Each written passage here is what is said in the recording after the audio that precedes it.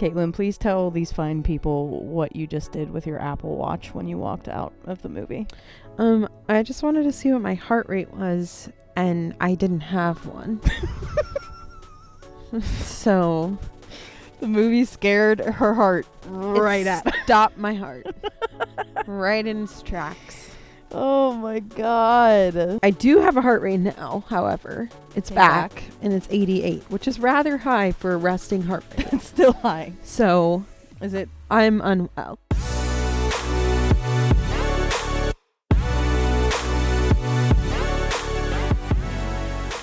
Hello, everybody, and welcome back to the Ride Home Podcast. My name is Abby. Hey, guys, I'm Caitlin. Tonight, we're just absolutely traumatized. Yes. Because we just got out of the new horror movie, Barbarian. And where do you even start? I don't even know where you begin, where you start. All I know is we're going to do things a little differently tonight. We are going to do the first couple minutes of the podcast, and we will tell you when to stop listening. Mm-hmm. Will be spoiler free because this is a twist and turns type of movie, and so we don't want to spoil anything for people who want to listen before they see it.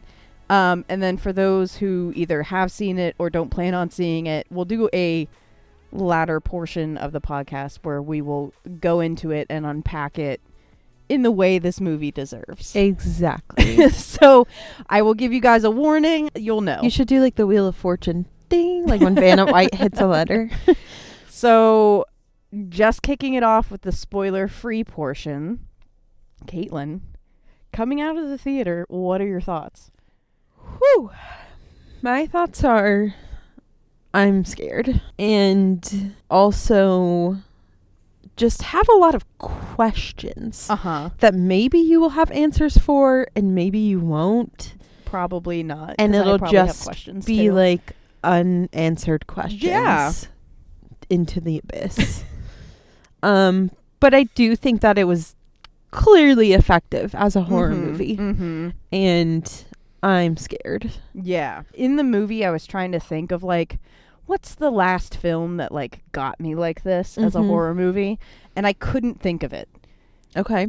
And it wasn't because it was necessarily the most gory horror movie. And I don't think it was necessarily like the best horror movie I've ever seen. But I was absolutely horrified through 80% of that movie. Yes. If not more. Yes. And even in the parts that I wasn't horrified, I was so uncomfortable. Yes.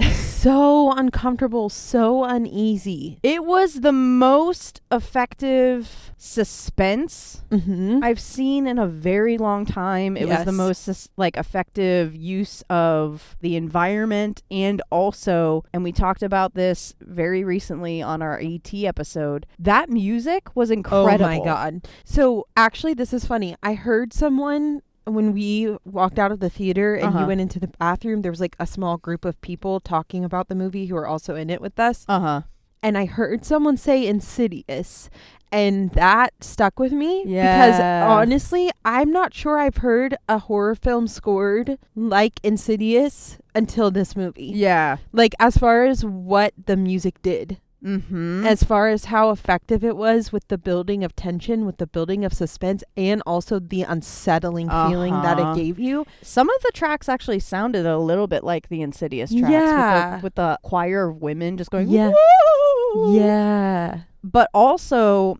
on top of the Insidious vibes, there were also kind of Halloween vibes. Yeah. Because there was the heavy synth theme that they played a decent amount. And I just thought that whether or not you see this movie and you think it's the most ridiculous thing you've ever seen, I think anyone that sees it is going to be uncomfortable, scared, terrified. There's some parts that are so fucked up that like I laughed at them.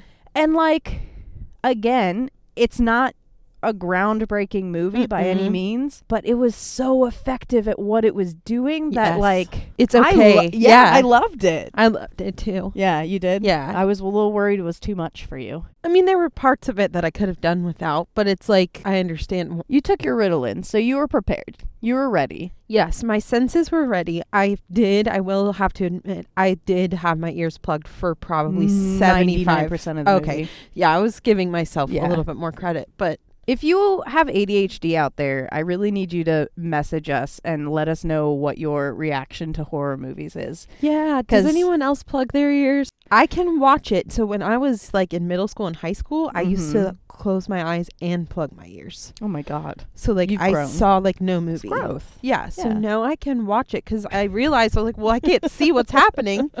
So I have to at least see. Right. But I did try to unplug them a little bit more than I usually do. But it was just because it was just, like you said, constant suspense. Constant.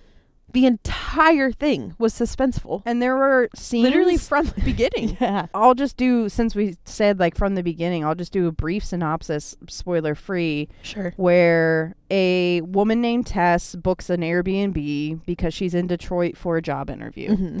And when she gets to the Airbnb, turns out there's already a guest staying there. Mm-hmm. They kind of have this awkward interaction where it's, he's a man, she's a woman. So it's like, is this safe for us to be interacting like this? But it's a rainy night. It's a shitty neighborhood. And so he says, why don't you come in and we'll just spend the night and we'll figure it out in the morning, basically. Mm-hmm. They end up having like a pretty good night together. Like they just hang out. They have a bottle of wine and everything's PC.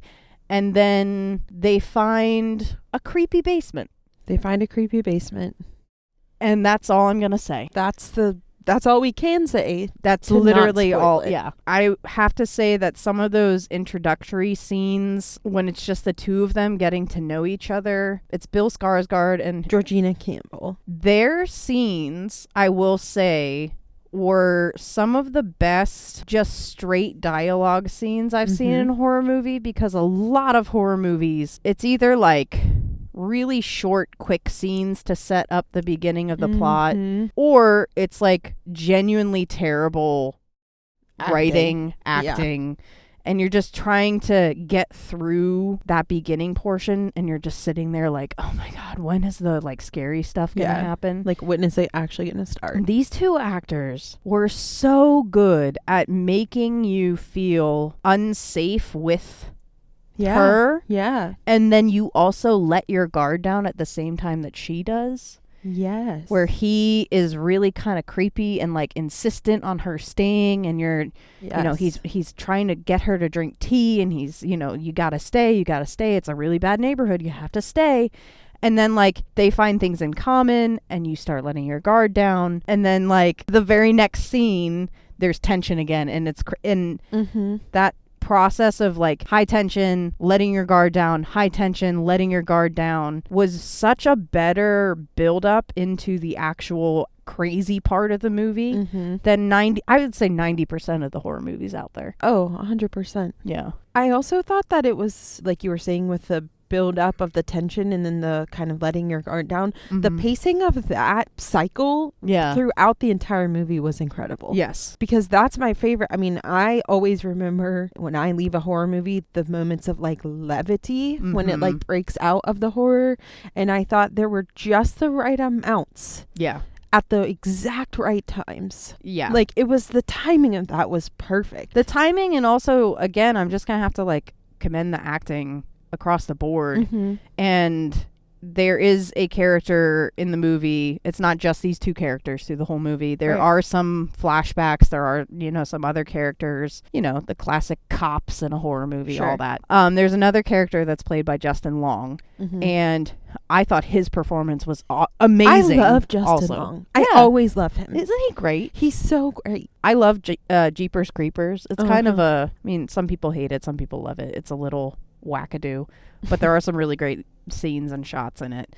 And I've just always loved Justin Long also. Yeah. And he plays kind of an asshole. Yeah, he was a little bit like the comedic relief, like, and and his performance, even though he is an asshole, you kind of like him at times, but then you feel guilty for liking him. And it's kind of the same up and down, like letting your guard down and then being disappointed and then letting your guard down and being disappointed. Not only was the plot of the movie and the actual nuts and bolts scary and tense, but also just getting to know each character and unpacking their stories and like that development was also tense. And I thought it was crazy effective at all of that. Yes, I thought so too. And I think not only the developing of their stories, but the interweaving of their stories was crazy. And we have to just give a quick shout out because we did an IMDb search after we got out. And the writer and director of this movie, for all intents and purposes, has never written or directed a wide release movie. He's done projects. He's directed things. He's done like several TV series and a film. And no horror, right? No horror. I am so impressed. He must be must be a horror fan. He must be like a student 10. of horror. I mean, I've seen horror movies by like James Wan that I thought were less scary than this. Yeah. You know, I think some of Jordan Peele's movies are less scary than this. And it's not that they are bad movies. They're great movies. Right. But I think he really pulled off the fear, the tension, and the suspense better than I've seen recently. I was going to say, he pulled off what every horror movie tries to pull off. Yeah.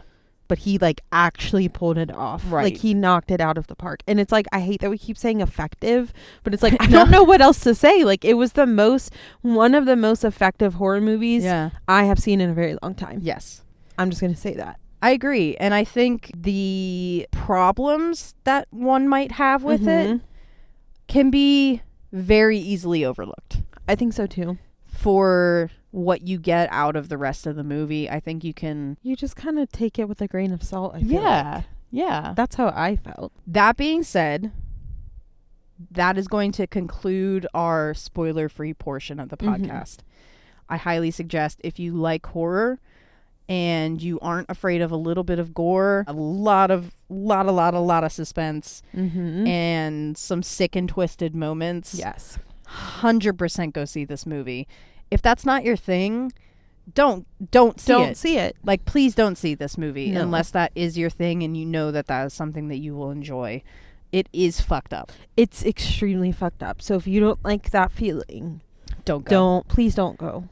So if you're not planning on going, or if you've already seen it, we're about to dive right in to the spoiler portion of the podcast. So ready?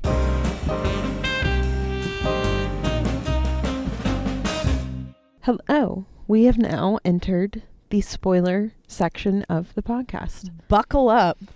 Honeys. Honeys. So we're going to dive right back in to the synopsis of the movie. Where I left you guys was they went into a basement. Let's set the scene though, right? So like there was the weird trapdoor with the rope, which was already like, what the fuck? Yeah. Then there was like the hallway with a room with a twin-size bed with blood stains, nasty old poop stain, nasty mattress, and a bucket with stains, fecal matter, and a old camcorder, and a blood-stained handprint. So really makes you feel good inside. We were already disturbed. Yeah. There was a whole ass dungeon. Underground tunnel and dungeon. Inside that dungeon, there was a woman. It's a loose term for a woman. Basically, we had a cave troll woman thing. It was a woman that was born in captivity to a former serial kidnapper, rapist, killer.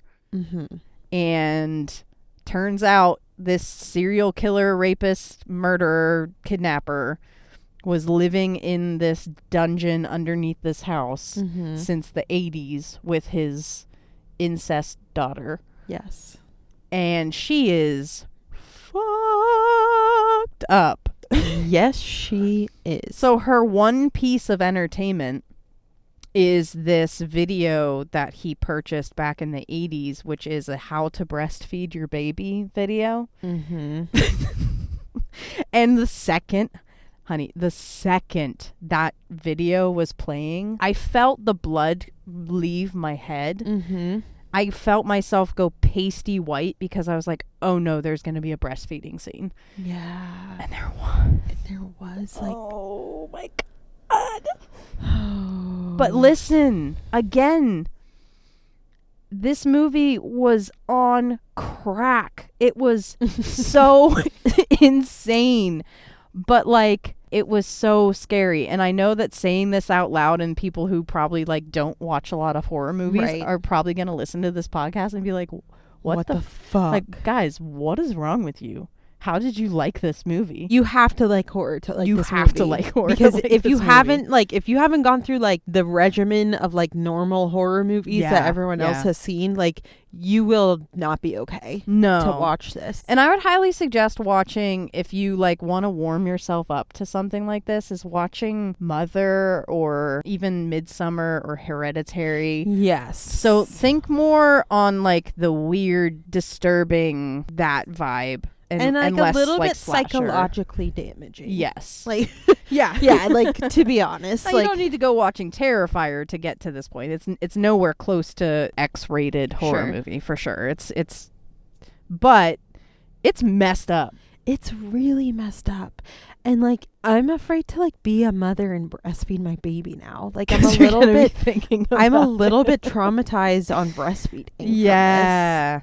I think, but that's one of the things that I really enjoyed about the reveal of her character, and also like seeing that video and it's setting up that moment is like you're kind of waiting for that moment to happen. And just like when Justin Long eventually he gets a gun and he's walking through this dark tunnel system, and the other actor, Georgina, who plays Tess, is walking in the opposite direction, and you know a gunshot is coming. Yes. And you know she's gonna get shot, and literally you could hear people behind us go, oh no, and I said like oh no, like out loud, and you're still holding your breath even though you can see things coming. It's like waiting for it was painful and also exciting in a weird, messed up way. When can I ask my questions? You can ask your questions now. So my first question is, this is like very random and kind of unrelated, but it's just like maybe a little bit of a plot hole, I guess. Oh my God, are we going to have the same question? I don't know. Who was posting it on Airbnb and HomeAway? Who was double booking Who was posting it at all on those things? My assumption was that it was the serial killer guy. Okay. And my assumption was that he was kind of like feeding his daughter, basically. Like, not feeding like nourishment, but basically like booking these people in this house, gives her people to choose from. But that man couldn't even drink water. How was he going on the internet to books to make I don't know. Airbnb and HomeAway postings? Absolutely, it could have been more clear because I didn't understand that. That was part. very confusing to me. I was concerned because that old man certainly does not have. He had like a little old box TV. I was like gonna we say, had in the 90s. I don't even think he had like a computer. It was just a TV. He had that TV that was like, y'all know, like the old TVs that had the built-in VHS player in the TV. He does not know how to work Airbnb. My other thing too is if he couldn't leave the house, how were both of them eating?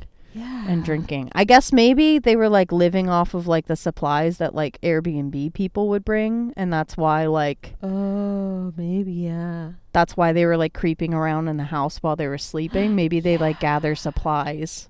That just made me freaked out. Right? I got like a chill. I know. Also, this movie a little bit ruined Airbnbs for me. I was thinking that. I was like, I don't want to go to somebody's house ever again. Also, Airbnbs are such a scam because there's like taxes and fees and then a cleaning fee, but then you have to clean. Every single Airbnb has locked doors that you can't get into.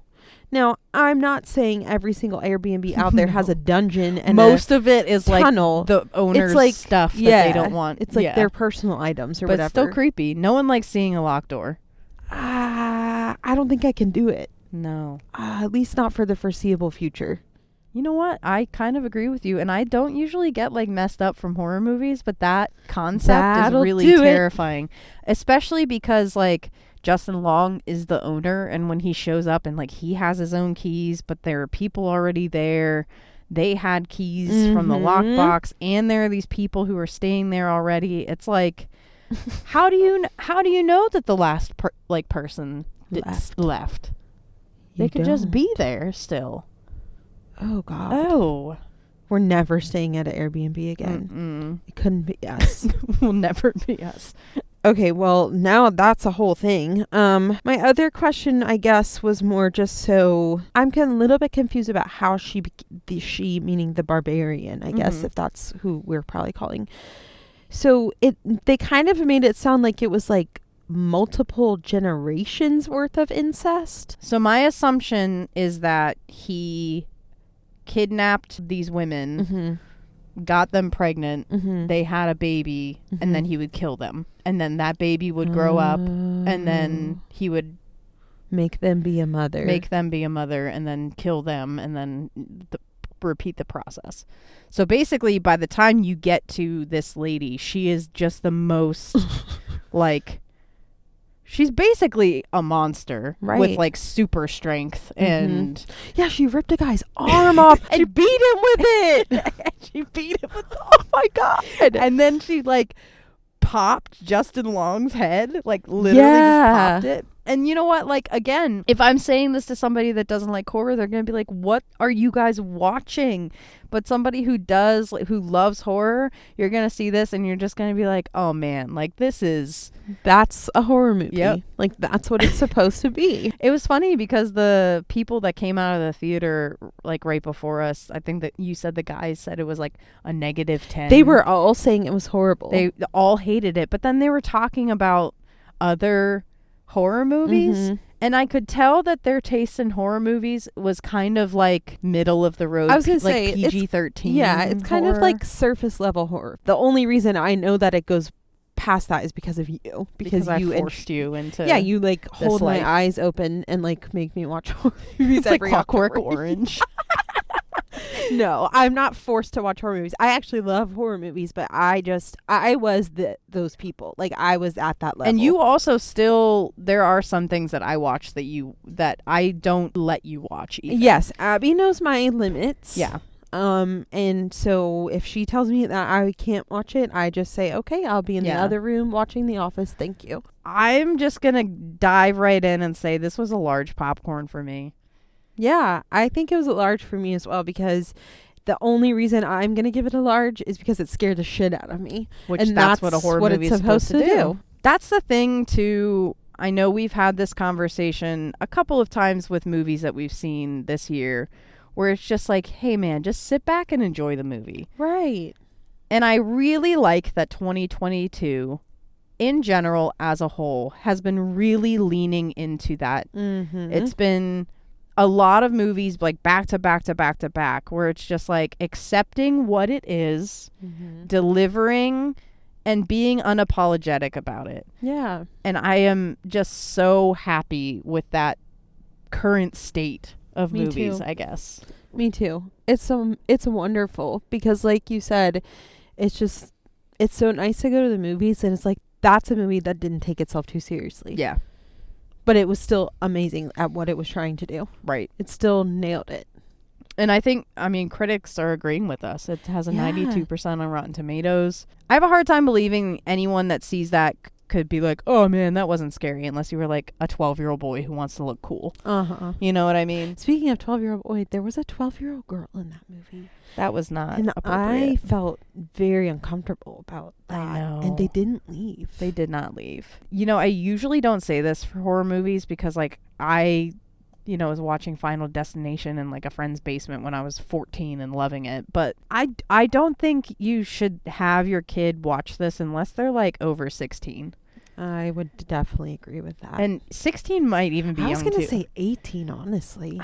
Yeah. I mean, there are some 16-year-olds that can handle that fine. I'm sure they see a lot of like messed up stuff on the internet. Right. But like that is one of the few horror movies I would say definitely like don't have your middle schooler watch this movie. No. It is perfectly palatable for a horror for fan. Sure. Yeah. If Caitlin can watch it. Anyone can. I'm a sensitive Sue, so. But we are just saying go into it with your guard up because it is going to be one hell of a ride.